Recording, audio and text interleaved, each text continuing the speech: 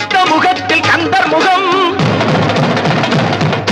நினைத்து நினைத்து துடித்த எனக்கு கிடைத்த முருகனின் அன்பு வரம் கண்டு கொண்டேன் வந்தது யாரென்று கண்டு கொண்டேன்